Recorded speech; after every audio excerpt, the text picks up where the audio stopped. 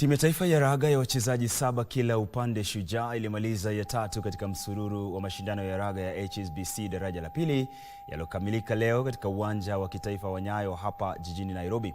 Kwa upande wa wanawake, Kenya Lionesses ilimaliza ya 5 baada ya kushinda mechi moja pekee na kujipatia jumla ya alama 6. Mkondo ujao utaandaliwa Amerika Kusini mwezi ujao.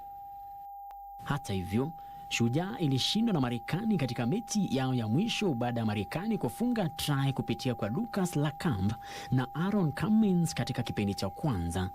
Adam Channel aliifungia Marekani try nyingine kwenye kipindi cha pili kabla ya Kenya kufunga try ya kufutia machozi kupitia kwa George Oro Angeyo na kufanya matokeo kuwa alama 21-5.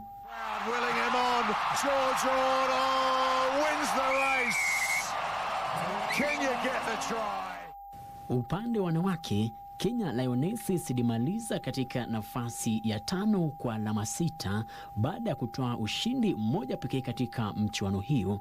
Frederick Muki, Darubini Michezo. Putting in the hard yards here, it means so much to her. She was bouncing off